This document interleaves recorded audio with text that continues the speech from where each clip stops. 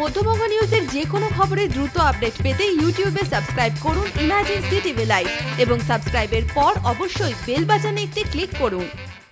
দীর্ঘ টানা 16 থেকে 18 বছর শিকলে বাঁধা জীবন, এভাবেই কাটছে দিন বছর 20 মানসিক প্রতিবন্ধী নাসিমা খাতুনের। মুর্শিদাবাদের শামসেরগঞ্জের মধ্য চাচণ্ড গ্রামে আব্দুল শেখের বাড়িতে এমনই করুণ ছবি। প্রশাসনিক সাহায্য কি মিলবে, সেদিকে তাকিয়ে গোটা পরিবার। এই কেমন বাঁচা, হাতে পায়ে পড়েছে বেড়ি, জীবন যেন এক প্রকার মুখ ফিরিয়েছে তার থেকে। দীর্ঘদিন ধরেই শিকলবন্দি হয়ে দিন কাটছে নাসিমার। মুর্শিদাবাদের শামসেরগঞ্জের এক পিছিয়ে পড়া এলাকা মধ্য চাচণ্ড গ্রাম।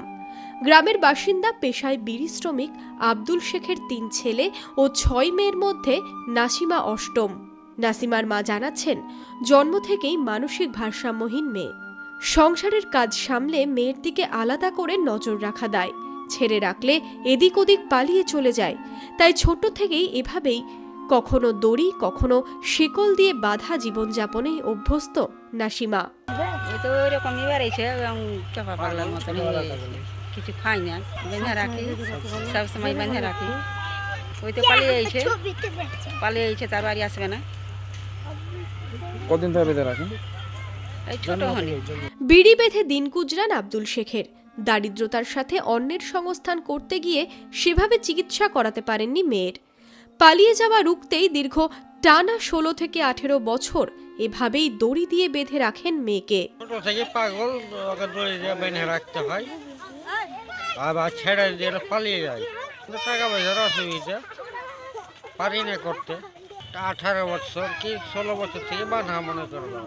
বাড়িতে গেলে চোখে পড়বে বাড়ির সামনে খুঁটিতে বাঁধা অবস্থায় এভাবেই বসে থাকে মানসিক প্রতিবন্ধী বছর 20 মেয়ে নাসিমা।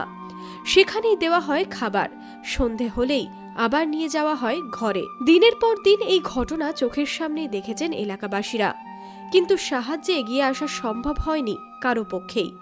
এই ঘটনা নজর কাড়েনি প্রশাসনেরও। জন্ম থেকে এই হ্যান্ডিক্যাপ বলতে যে মানসিক ভারসাম্যহীন, সে কথা বলতে পারে না, সে খাওয়া দাওয়ার ব্যাপারে কিছু বলতে পারে না। দীর্ঘদিন ধরে ওর মা বাবাই ওকে সব কিছু করায়, স্নান ধ্যান গোসল পানি খাওয়া দাওয়া যা কিছু করায় ওর মায়ে করায়। পয়সার অভাবে চিকিৎসা করতে গিয়েও ঠিকমতো চিকিৎসা করাতে পারেনি। সংসারে আরও 7-8টা ছেলেপেলে আছে, তারা খেলে সংসারের অভাব অনটনের মধ্যে দিয়ে কাটছে। ওই চিকিৎসা করার মতো ওদের অর্থ নেই, চিকিৎসা করতেও পারে না। তার যদি একটা চিকিৎসা ব্যবস্থা হয়, তাই যদি কোনো জায়গায় ব্যবস্থা করে, তাই যদি কিছু মান্থলি কিছু টাকা পয়সাও দেওয়া যায়, তাহলে গরিব ফ্যামিলিটা উপকার হবে। মেয়েটাও চিকিৎসা ব্যবস্থা হয়ে গেলে মেয়েটাও যদি জ্ঞান ফিরে আসে, যদি তার স্মরণশক্তি হয়, যদি ব্রেন সুস্থ হয়, তাহলে এলাকায় একটা বয়স 20 হয়ে গেল, এরপর একটা বিয়ের ব্যাপার যদি মেন্টালি সমস্যা দূর হয়, তাহলে বাপ মায়ের কষ্ট দূর হবে। স্থানীয়রা জানান, প্রশাসনিক সাহায্য পেলে হয়তো তার চিকিৎসায় হাত লাগাতে পারে পরিবার।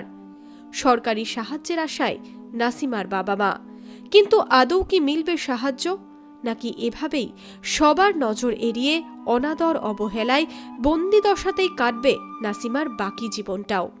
সেটাই এখন সবচাইতে বড় প্রশ্ন। শামসেরগঞ্জ থেকে মাসুদ আলীর রিপোর্ট, মধ্যবঙ্গ নিউজ।